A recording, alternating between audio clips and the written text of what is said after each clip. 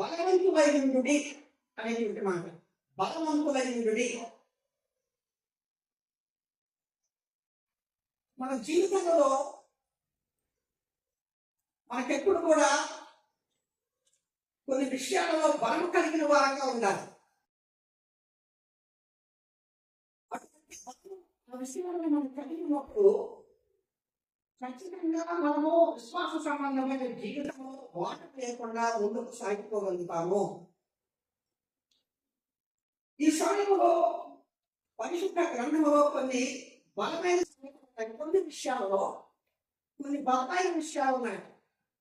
కొన్ని విషయాలలో ఆ బలమైన విషయాలు ఏంటో మనము మన అన్ని జీవితానికి మనం అన్వయించుకున్నప్పుడు వాటి ద్వారా మనము కూడా ఆ బలమైన విషయాలను కనుగొన్నప్పుడు మనకెంతో క్షేమాభివృద్ధి దొరుకుతుంది. ఈ సత్యాన్ని ఈ సమయంలో మనం తెలుసుకున్నాం. మొదటిగా ఏమిటి బలవంతులైన వేటిలో బలవంతులై ఉండాలి, ఏ విషయాల్లో బలవంతులై ఉండాలి అనే విషయాలను కొన్నిటిని మనం చూద్దాం. మొదటి విషయం గమనించుదాం. రోమిలకు రాసిన పత్రిక 4వ అధ్యాయము, రోమిలకు రాసిన పత్రిక 4వ అధ్యాయము 20వ వచనాన్ని గమనించుదాం.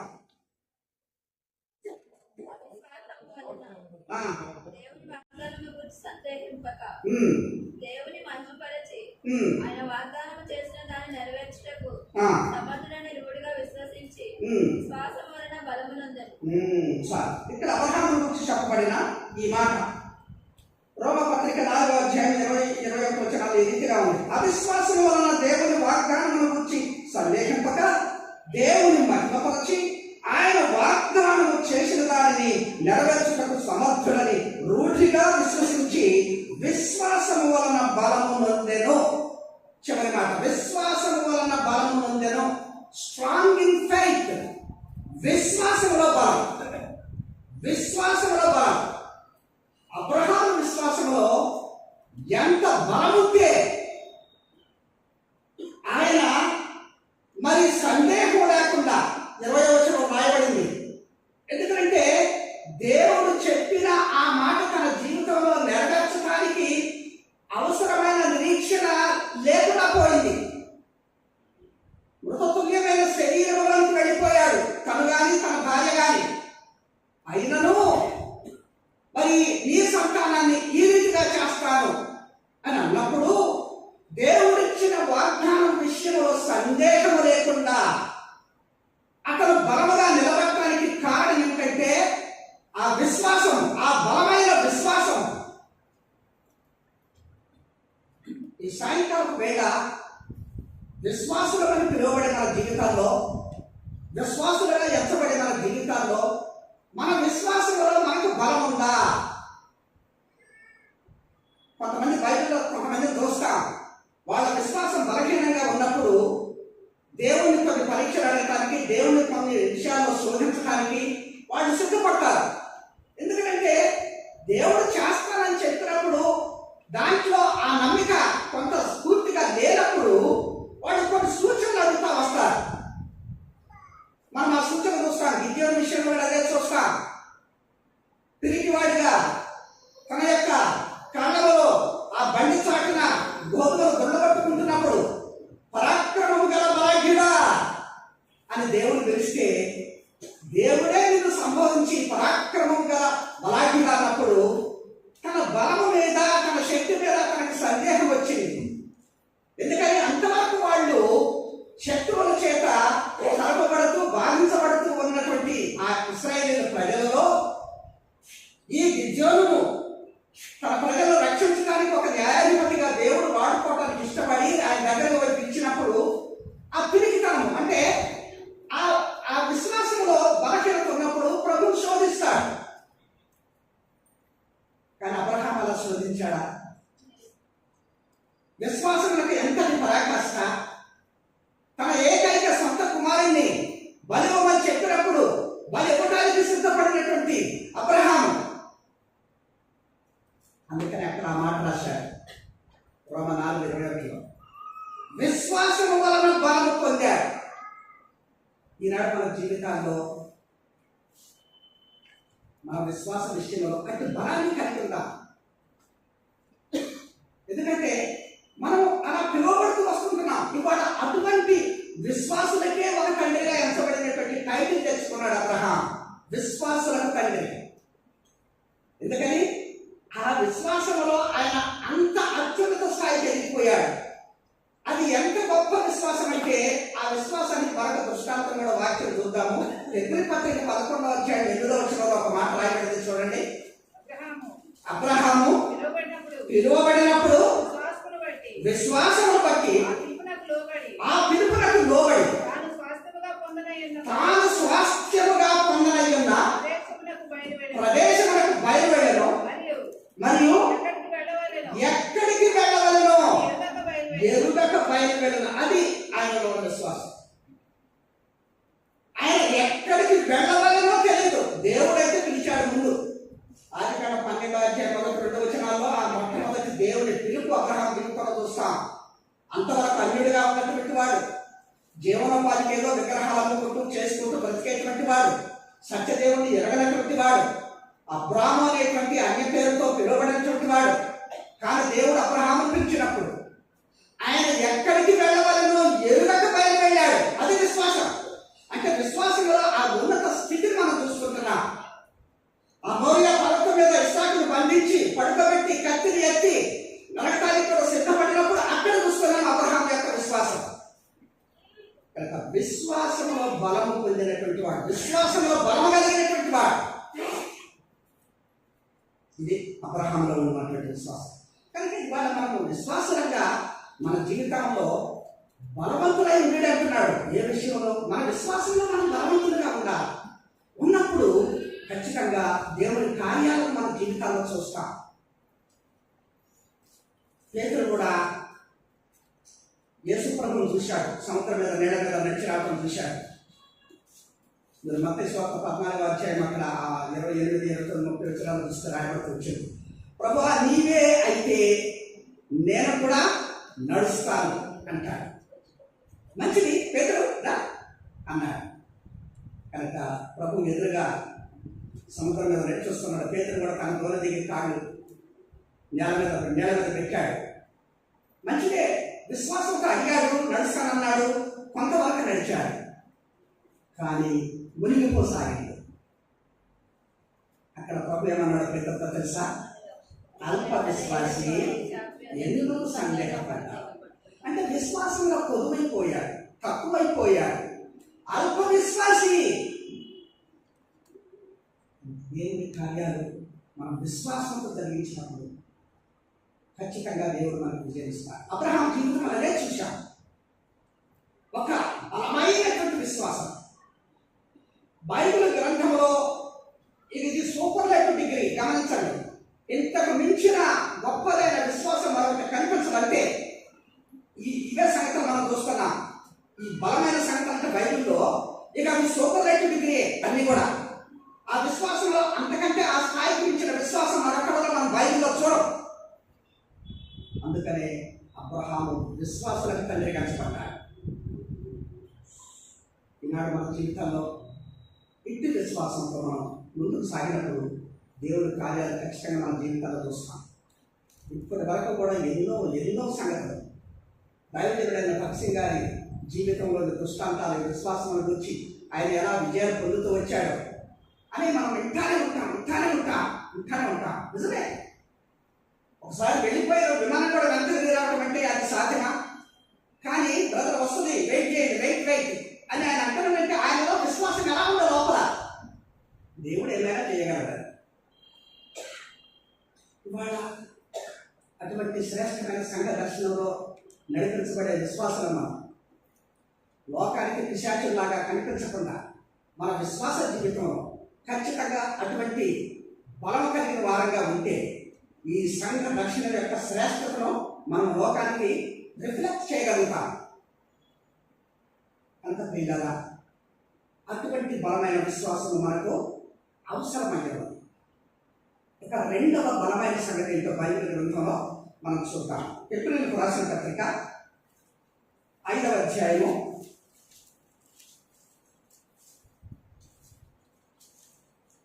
7వ వచనం గమనించండి. శరీరధారి ఉన్న దినములలో మహారోదనముతోను కన్నీళ్లతోను తన్ను మరణము నుండి రక్షింపగల వారికి ప్రార్థనలను యాచనలను సమర్పించి భయభక్తులు కలిగి ఉన్నందున ఆయన అంగీకరింపబడెను. చాలు. స్ట్రాంగ్ ఇన్ ప్రేయర్, ప్రార్థనలో బలం. ఒక బలమైన ప్రార్థన ఈ వచ్చిన భాగంలో మనం చూస్తున్నాం. యేసు ప్రభువు చేసిన ఆ ప్రార్థన బైబిల్ అంతటిలోకి ఎంతో బలమైనటువంటి ప్రార్థన కనుక ఆ ప్రభువు శరీరధారి అయిన దినాలలో, అదే మనము అక్కడ చూస్తున్నాం, శరీరధారి అయిన దినములలో మహారోదనముతోను కన్నీళ్లతోను తన్ను మరణము నుండి రక్షింపగల వారికి ప్రార్థనలను యాచనలను సమర్పించి భయభక్తులు కలిగి ఉన్నందున ఆయన అంగీకరింపబడెను. ఆ ప్రార్థనలో ఉన్న బలం ఏంటంటే, ప్రభు చేసిన ప్రార్థనలలో ఆయన మహారోదనముతో కన్నీళ్లతో ఎంతో ఉత్కృష్టమైనటువంటి ప్రార్థన చేశాడు. ఆ మహారోదన, ఆ కన్నీళ్లు ప్రభు చేసిన ప్రార్థనలో ఏ స్థాయికి వెళ్ళిందంటే, ఒకసారి లూకా సువార్త 22వ అధ్యాయము 44వ వచనం గమనించండి. లూకా సువార్త 22వ అధ్యాయము 44వ వచనం. ఆయన వేదన పడి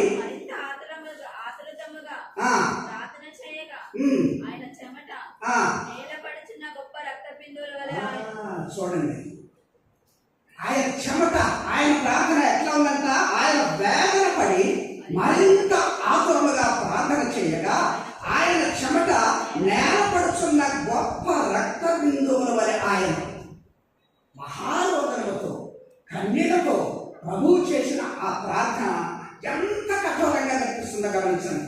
కనుక ఆతురంగా ప్రార్థన చేసినప్పుడు ఆయన చెమటే శరీరం నుంచి కారిపోతా ఉంటే అవి నేల మీద పడుతున్న రక్త బిందువులాగా కనిపిస్తున్నాయి. రక్త బిందువులాగా కాదు, రక్తమే అంటే అంత వేదనామయమైనటువంటి ఆ ప్రార్థన ప్రభు ఆ గెస్టమనే తోటలో చేస్తా ఉంటే ఆ వేదన, ఆ సంకటము ఆయన దేహంలో ఎలా తయారైందంటే ఆ చెమట రక్తంగా నేల మీద కారిపోతా ఉంది.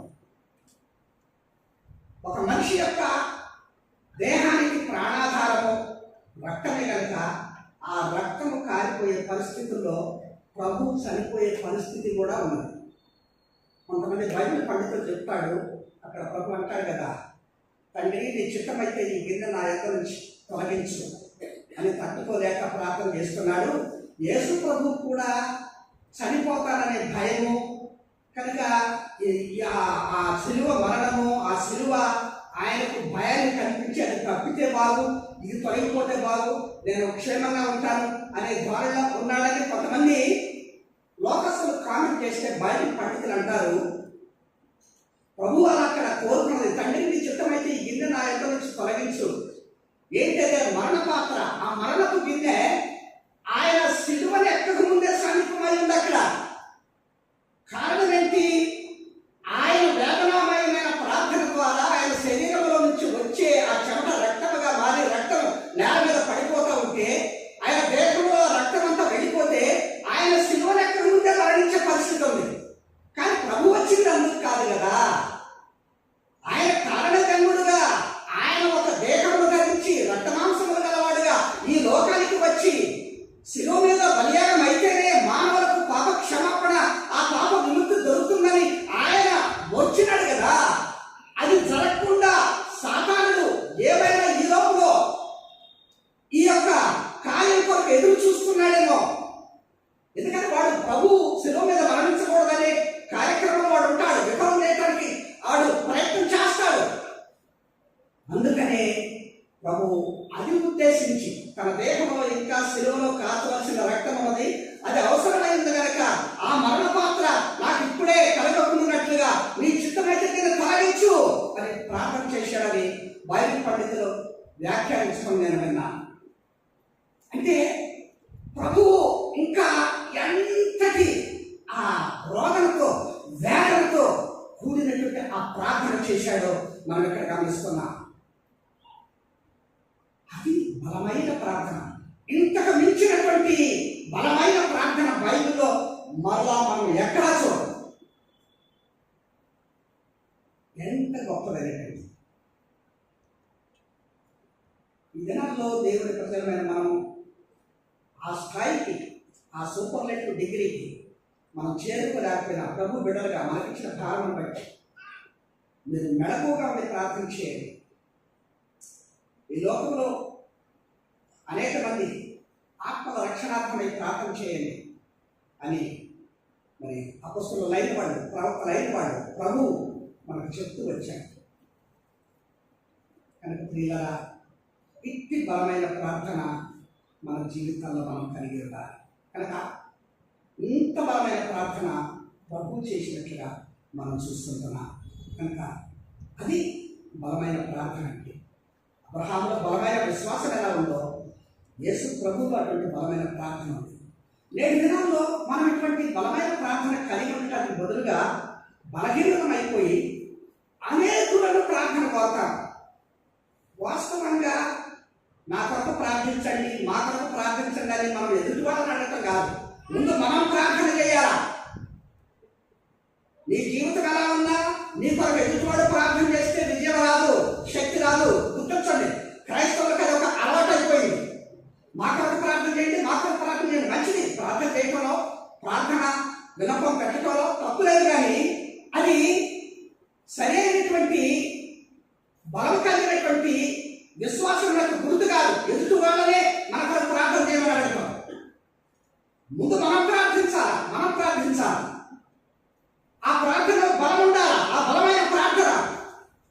ప్రార్థన అంటే గంటల గంటలు కూర్చొని చేయటం వల్ల అదేమో బలం ఉండదు. అందులో గమనించండి, యథార్థతతో కూడినటువంటి, సత్యముతో కూడినటువంటి, లోపల హృదయంలో భారంతో నింపబడినటువంటి ఆ ప్రార్థన. ఈ విషయాలు మనం తెలుసుకుందాం. కనుక అంత గొప్ప బలమైన ప్రార్థన మనం బైబిల్ గ్రంథంలో ప్రభు చేసిన ప్రార్థన ద్వారా తెలుసుకుంటున్నాం. ఒక బలమైన ప్రార్థన, అది ఒక బలమైన ఆత్మీయమైన విషయం. ప్రార్థన, బలమైన ప్రార్థన, బలమైన విశ్వాసం. ఒక మూడవ సత్యం చూద్దాం. బలమైనటువంటిది ఏమిటో హెబ్రీయులకు రాసిన పత్రిక 5వ అధ్యాయము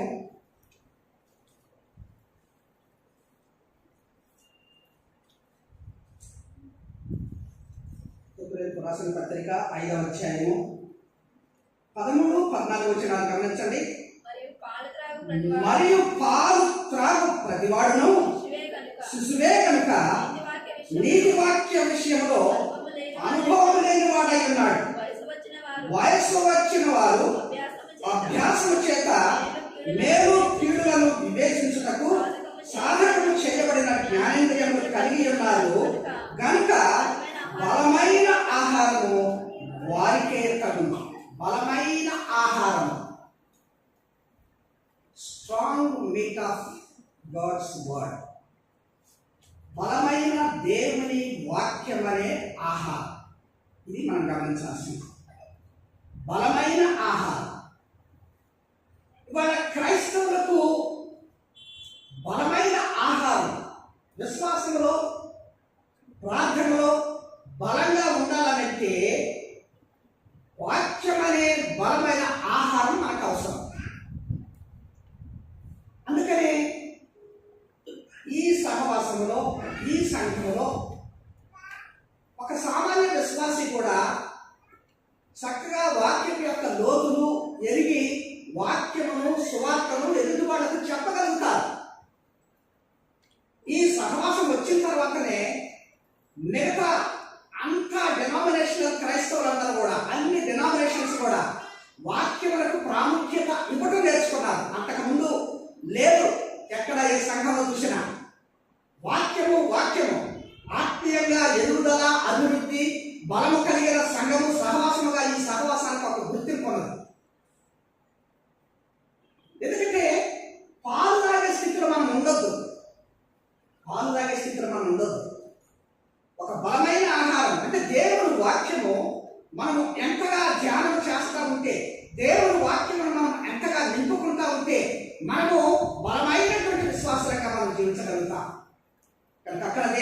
మనము చూస్తూ వచ్చినాం. ఈ మాటలు గమనించినప్పుడు వయసు వచ్చిన వారు అభ్యాసం చేత మేలు కీడులను వివేచించడానికి సాధకం చేయబడిన జ్ఞానేంద్రియములు కలిగి ఉన్నారు కనుక బలమైన ఆహారము వారికే తగును అని అంటున్నాడు. అంటే వాక్య విషయంలో ప్రతివాడు శిశువే, పాలు తాగే స్థితిలో ఉన్నారు. 13వ వచనం అంటారు. మరి ఎందుకని మనము వాక్య విషయంలో శిశువులాగా పాలు తాగే వాళ్ళలాగా ఉంటున్నాం? ఎదుగుదల అవుతా ఇంకా ఆత్మీయ జీవితంలో అంటే ఎప్పుడైనా ప్రాథమికమైన సత్యాలలోనే మనము కొనసాగుతామా? రోజు వాక్యం చదువుతా, రోజు ప్రార్థన చేస్తా, రోజు గుడికి వస్తా, రోజు కాంకరిస్తా, ఇది మూల సంగతులు. ఇవి అంటే బేసిక్ ప్రాథమికమైన క్రైస్తవ అలవాట్లు ఇవి. కానీ ఆ చదివేటప్పుడు ఏ గ్రహింపు జ్ఞానంతో చదువుతున్నారు, ఆ ప్రార్థన చేసేటప్పుడు ఎటువంటి గ్రహింపుతో ప్రార్థన చేస్తున్నారు, ఆ వాక్యం ధ్యానించేటప్పుడు ఎటువంటి మరి ఆ వివేకం కలిగి ధ్యానిస్తున్నారు. అందుకని అలవాటు క్రైస్తవులు అయిపోతున్నారు. బలం ఉంటల్లా. కనుక ఈ బలమైన వాక్యమును మనం ఎప్పుడు లోపల నింపుకునే వారంగా, అప్పుడే మనము జ్ఞానేంద్రియముల చేత మంచి చెడును విశ్లేషించి విభేదించి ఏది సత్యమో ఏది అసత్యమో ఎరిగే స్థితికి మనం ఎదుగుతాం. నేటి దినాల క్రైస్తవులు లేదు. పొలోమంటూ ఎక్కడ ఏ సభ జరిగినా పరిగెత్తుకపోయి, ఎక్కడ ఏదున్నా తాపత్రయంతో అక్కల కోసము వెంపలాడుతూ వాళ్ళ ప్రార్థన కోరుతూ వాక్య సత్యాలు తెలియక ఎదిగిన స్థితి ఉంటే అలా పోరు. దీన్నే చాలా మంది ఈనాడు లోకంలో సొమ్ము చేసుకుంటున్నారు. అబద్ధ బోధకులు కానీ మరి దొంగ బోధకులు ఒక రకంగా చెప్పాలంటే కేవలం ఆ యొక్క మరి బోధన ఆ ట్యాగ్ అనేది ఒక తగిలించుకొని సంచులు తగిలించుకొని అనేక మంది ప్రజలను, అందుకని చాలా మంది లోకస్తులు ఏమంటారు తెలుసా క్రైస్తవుని? వాళ్ళు గొర్రెలండి అంటారు. క్రైస్తవులు గొర్రెలట.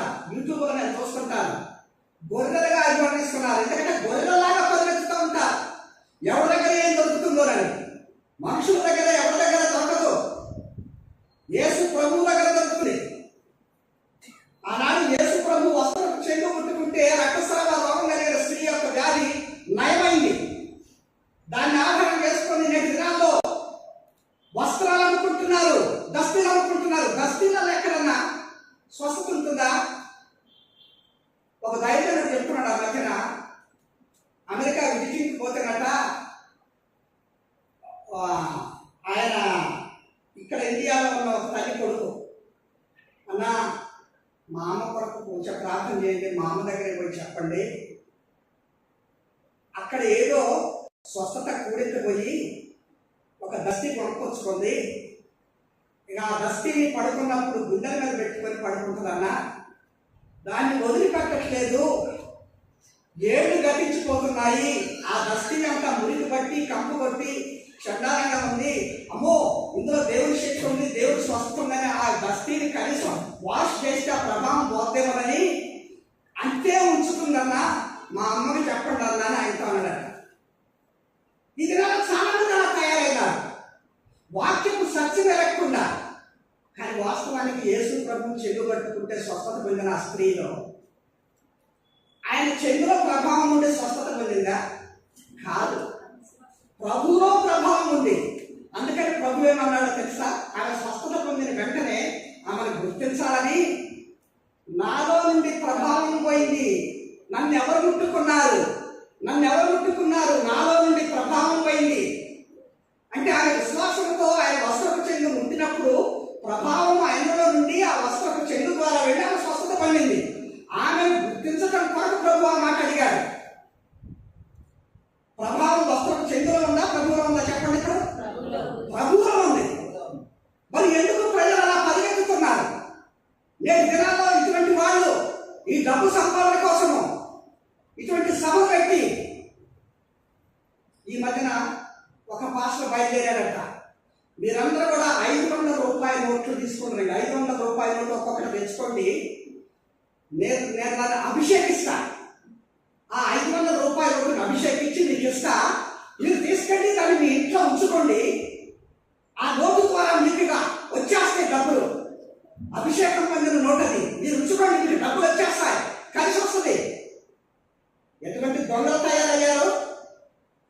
యేసు ప్రభు నామాన్ని అడ్డు పెట్టుకొని అమాయకమైనటువంటి గొర్రెల్ని మోసం చేయడానికి. అందుకనే క్రైస్తవులకు సరిగ్గా సరిపోయే పదం వాడుతున్నారు లోకస్తులు. గొర్రెలు. క్రైస్తవులు అంటే గొర్రెలు. ఒక గొర్రె ఏం చేస్తుందో తెలుసా? ఒక దగ్గర రైల్వే ట్రాక్ ట్రైన్ పోతుంది. పాపం అప్పుడే ఆ లెవెల్ క్రాసింగ్ దగ్గర ఆ గొర్రెలు కాసి అతను గొర్రెలు దాటించుకోవడానికి పోతున్నాడు. ఈ లోపల దాదాపు 200 గొర్రెలు, ఒక 2-3 గొర్రెలు రైతు ఆ ట్రైన్ వస్తుంటే అవతల క్రాస్ అయింది. ట్రైన్ వచ్చింది, కొట్టింది. అయితే అది కనపడుతూనే ఉంది కదా, గొర్రెలు అక్కడ కాదు తల వంచుకొని, అందుకని గొర్రెదాకా సంతానం అంటారు. ఒక గొర్రె దూరింది, అవన్నీ కట్టని పోతూనే ఉన్నాయి. ఈ గొర్రెల మందక మందే తల కూర్చి ఆ చక్రాల కింద వెళ్ళిపోతూనే ఉన్నాయి గొర్రెల మంద. అందుకని గొర్రెదాకా సంతానం అంటారు. అంటే ఒక గొర్రె దాటితే దాని వెనక అది ఏముందో తెలియదు, దూకుతూనే ఉంటాయి, వెళ్ళిపోతూనే ఉంటాయి. క్రైస్తవులు అలా ఉండదు. ఈ దినాలు ఎందుకు ఇలా ఉంటున్నారు? వాక్యంలో బలం లేని కారణాన ఈ యొక్క పాలు తాగే స్థితి, శిశువు యొక్క స్థితి, విశ్వాస జీవితంలో కలిగంటానా జనాలు ఇలా వెళ్ళిపోతుంటున్నారు గొర్రెల్లాగా. కనుక మనం వాక్యం అనేటువంటి బలమైన ఆహారం మన జీవితాల్లో ఉన్నప్పుడు మనం ఎదుగుతాం. అందుకని 1 Petrus 2:1 అంటారు కదా, సమస్తమైన దుష్టత్వము, వేషధారణ, కపటం మాని రక్షణ విషయంలో ఎదుగు నిమిత్తము వాక్యమనే పాలను అపేక్షించండి. ఆ వాక్యమనే ఆహారం, బలమైన ఆహారం. అంటే మనం ఎంతగా వాక్యాన్ని మనము తీసుకుంటా ఉంటే అంతగా మనకు ఒక బలమైనటువంటి ఆహారంగా వాక్యం పనిచేసి మనకు విశ్వాసంలో ఎదుగుతాం. అంటే విషయాలన్నీ కూడా మనం తెలుసుకున్నాం. కనుక దేవుని వాక్యంలో మనం బలవంతులంగా ఉండాలి. ఇది బైబిల్ గ్రంథంలో మనం చూస్తున్నటువంటి బలమైనటువంటి సంగతి. ఇక 4వ బలమైన సంగతి చూద్దాం. హెబ్రీ పత్రిక 6వ అధ్యాయము 18వ వచనం, 17-18 కక్షమది. ఈ విధముగా దేవుడు తన సంకల్పము నిశ్చలమైనదని ఆ వాగ్దానమునకు వారసులైన వారికి మరి నిశ్చయముగా కనుపరచవలెనని ఉద్దేశించిన వాడై తాను అబద్ధం మాడతానని నిశ్చలమైన 2 సంగతులను బట్టి మన ఎదుట ఉంచబడిన నిరీక్షణను చేపట్టుటకు శరణాగతులమైన మనకు బలమైన ధైర్యము కలుగునట్లు ప్రమాణం చేసి వాగ్దానమును దృఢపరచను. ఇక్కడ అంటున్నాడు బలమైన ధైర్యం. దేవుడు అబద్ధం మాడనేరని వాడు. 2 నిశ్చలమైన సంగతుల విషయమై ఏదైతే అబ్రహాముకు దేవుడు వాగ్దానం చేశాడో ఆ వాగ్దానం నెరవేర్చడంలో ఆయన తప్పనివాడు. ఎందుకని వాగ్దానం చేసిన వాడు నమ్మదగిన వాడు కనుక ఆ నిశ్చలమైన 2 సంగతులు ఏంటి? ఆ 2 సంగతులు అంటే పైన రాయబడుతూ వచ్చింది అక్కడ ప్రవచన రూపమైన మాటలు 14వ వచనం చివరి భాగంలో, నిశ్చయముగా నేను నిన్ను ఆశీర్వదించును, నిశ్చయముగా నిన్ను విస్తరింపజేయును. అంటే అబ్రహాముతో దేవుడు చేసిన వాగ్దానం అది. నిశ్చలమైన స్థిరమైన కథలని ఆ 2 వాగ్దానాల విషయంలో దేవుడు మాట ఇచ్చాడు గనక, వాగ్దానం ఇచ్చాడు గనక దాని విషయంలో ఆయన తప్పడు అనేటువంటి ఆ విషయంలో మనము కూడా శరణాగతులమై ఆయన దగ్గరకు వెళ్ళినప్పుడు ఆయన సంకల్పము చొప్పున ఇచ్చిన వాగ్దానాన్ని ఆయన నెరవేర్చడానికి ఆయన సమర్థుడు అని ఆ బలమైన ధైర్యంతో మనం ప్రభువులో కొనసాగే వారంగా ఉంటాం. స్ట్రాంగ్ ఇన్ కన్సోలేషన్, బలమైన ధైర్యం. మరి ఆ ధైర్యాన్ని బట్టి అబ్రహాము విశ్వాసంలో ఆ స్థాయికి వెళ్ళాడు. ఎందుకంటే వాగ్దానం చేసిన వాడు నమ్మదగిన వాడని ఎదిగాడు. వాగ్దాన విషయంలో ఆయన నిశ్చలమైన వాడు, కదలని వాడు, వాపస్ తీసుకోడు. అందుకని ఆ బలమైన ధైర్యం మనకు కలుగుతుంది. ఈనాడు ఈ వాగ్దానాలను బట్టి మనం ధైర్యం తెచ్చుకునే వారంగా ఉండాలి. ధైర్యం అవసరం, నాకు ధైర్యం అవసరం. కనుక ప్రియులారా, ఇట్టి ధైర్యాన్ని లోకంలో మనం కలిగి ఉన్నప్పుడు శత్రువు మనల్ని తాకడు, శత్రువు మనల్ని పుట్టుకోడు, శత్రువు చేత మనం శోధించబడినను మనం ఓడిపోము. కొన్నిసార్లు అపవాది సాధారణ మన ప్రక్కన నిలిచి నీ పరిస్థితి ఏంటి, నీ జీవితం ఏంటి, ఇవన్నీ ఎలా సాధ్యమవుతాయి అనుకుంటున్నావు నువ్వు. కనుక ఎందుకు ఆ యొక్క మూఢమైన విశ్వాసం అది ఎప్పటికీ జరగని పని అని అనుమానాలు రేకెత్తించేవాడిగా ఉండొచ్చు. కానీ మనలో ధైర్యం ఉండాలి. దేవుడు ఇచ్చిన వాగ్దానం విషయంలో మనం ఎట్లా కూడా సంకోచం లేని వారంగా ఉండాలి.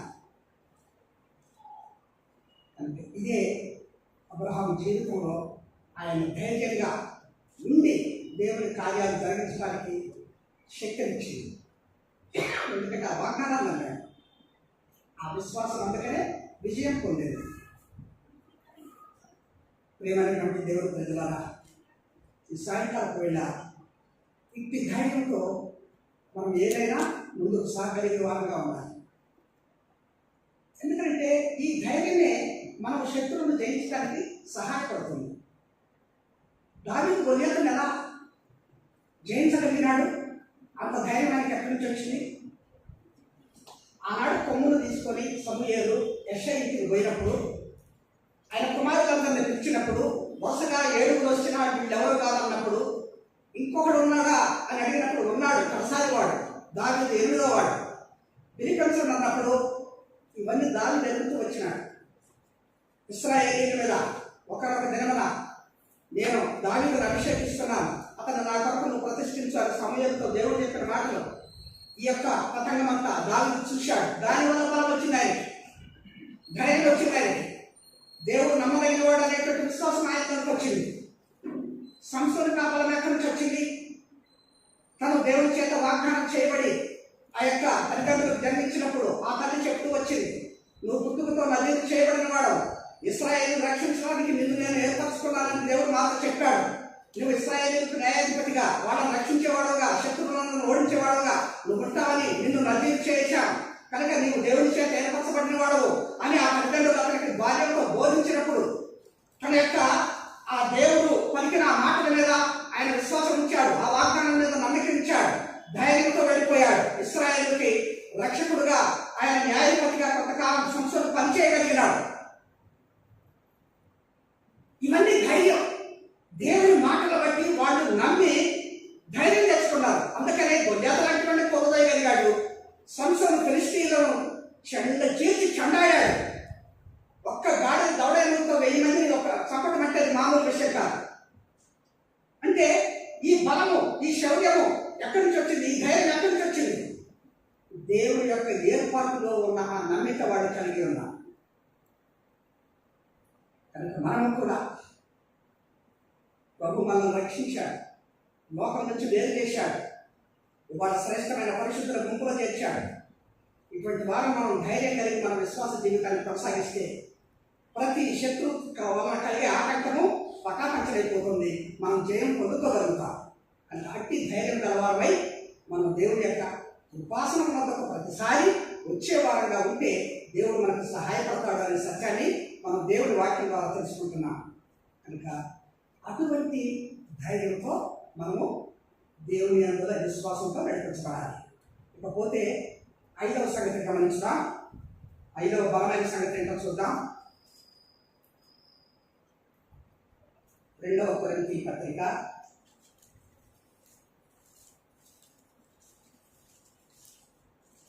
12వ అధ్యాయము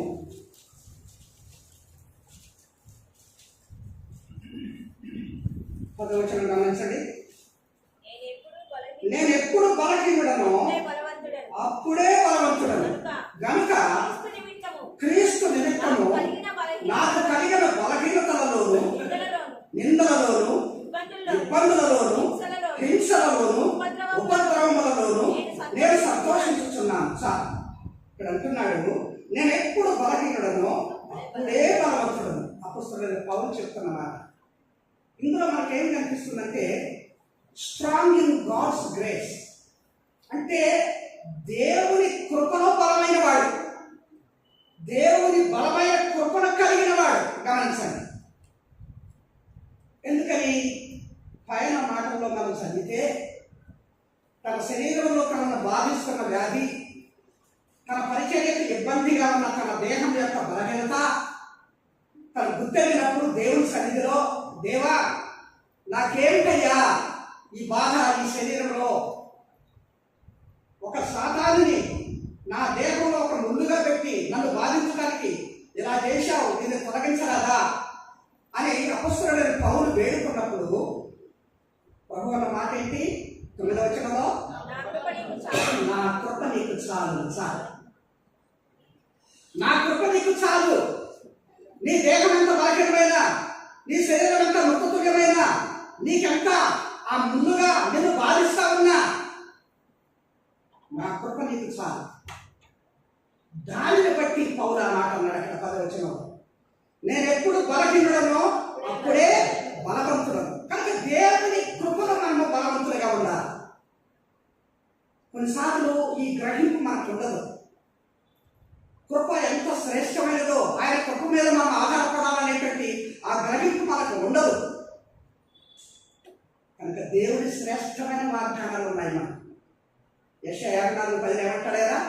పర్వతములు తొలగిపోయినను, మెట్టలు తత్తరిల్లినను, నా కృప నిన్ను విడిచిపోదు.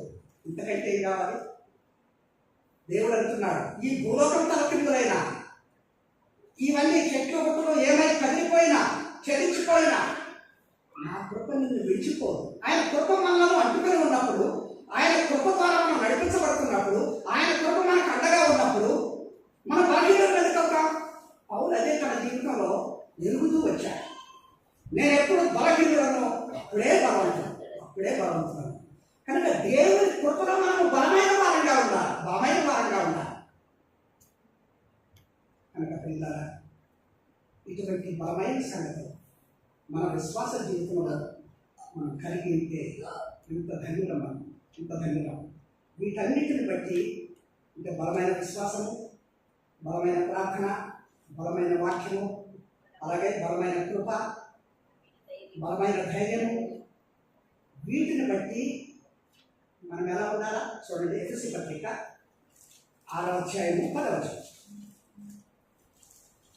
ప్రభు యొక్క మహాశక్తిని బట్టి తుదకు ప్రభు యొక్క మహాశక్తిని బట్టి ఆయన యందు బలవంతులై ఉండేది.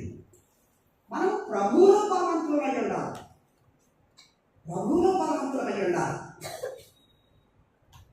అపొస్తలుడైన పౌలు తిమోతికి రాసిన అంటాడు 2వ తిమోతి 2వ వచనం, నా కుమారుడా క్రీస్తు యేసునందున్న కృప చేత బలవంతుడవు కావు. క్రీస్తు యేసునందు బలవంతుడవుగా ఉండు. కనుక మనము మన జీవితాల్లో మన విశ్వాసం ద్వారా, ఆయన నామమునందరి విశ్వాసం, ఆయన నామంలో, ఆయనలో మనము బలవంతులుగా ఉంటే ఆ ప్రభు యొక్క మహాశక్తిని బట్టి మనం ఆయనలో బలవంతులుగా ఉంటే మనము సాతాను దుర్గములను పడద్రోయగలుగుతాం. ఆనాడు ఆ నడవలేని వాడు స్వస్థత పొందినప్పుడు, మీరు అపొస్తలుల కార్యాలు 3:16లో కానీ మనం గమనించినప్పుడు, మీరు ఎందుకు చూసి వీడు చూసి ఆశ్చర్యపడుతున్నారు, ఇది మా శక్తి మా బలం కాదు అని పేతురు అంటున్నాడు. క్రీస్తు యేసు నామము మూలముగా, ఆయన బలము వలన వీడికి బలం వచ్చింది, కాళ్ళలో శక్తి వచ్చింది. కనుక యేసు క్రీస్తుల బలం ఉన్నది. ఆ బలాన్ని మనం కోరుకుంటే, ఆయనలో ఉంటే ఆ బలం మనలో పనిచేస్తుంది. కనుక ప్రభు యొక్క మహాశక్తిని బట్టి ఆ ప్రభువులో మనం బలవంతులంగా ఉండాలి.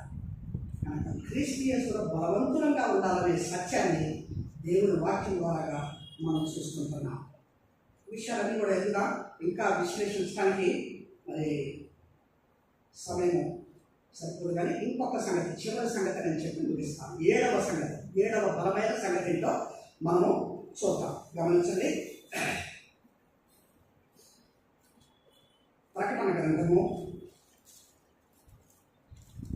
18వ అధ్యాయము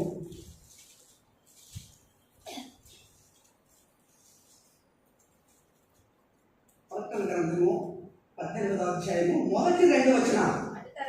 అటు తరువాత మహాధికారము గల వేరొక దూత పరలోకము నుండి దిగవచ్చుట సూచితని అతని మహిమ చేత భూమి ప్రకాశించి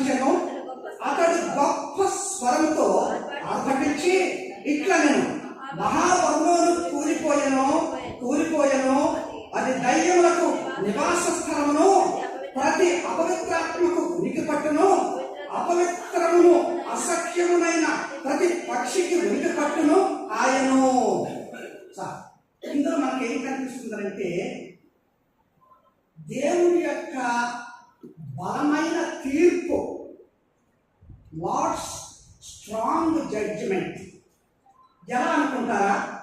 అక్కడ చూడండి ఆ మాటలో, అటు తర్వాత మహాధికారం గల వేరొక దూత తన లోకము నుండి దిగివచ్చుట చూచితిని, అతని మహిమ చేత భూమి ప్రకాశించను, అతడు గొప్ప స్వరంతో ఆర్భటించి ఇట్లనెను, మహాబబులోను కూలిపోయెను, కూలిపోయెను, అది దయ్యములకు నివాస స్థలమును, ప్రతి అపవిత్రాత్మకు ఉనికి పట్టును, అపవిత్రమును అసఖ్యమైన ప్రతి పక్షికి ఉనికి పట్టును ఆయను. దేవుని యొక్క తీర్పు మహాబబులో అంటే లోకములకు తీర్పు తీర్చేశాడు దేవుడు.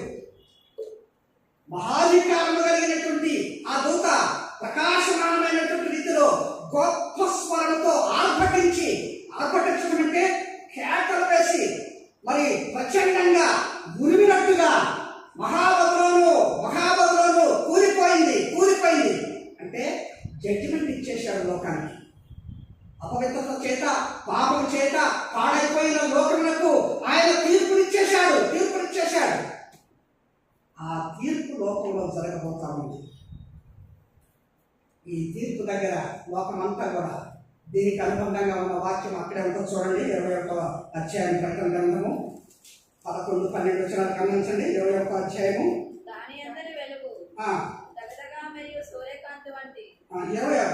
20వ అధ్యాయం 11, 12 వచనాలు. మరియు ప్రబలమైన మహాసింహాసనమును దాని యందు ఆసీనుడైన ఒకరిని చూచితిని, భూమి ఆకాశములు ఆయన సముఖము నుండి పారిపోయెను, వాటికి నిలువ చోటు కనబడకపోయెను.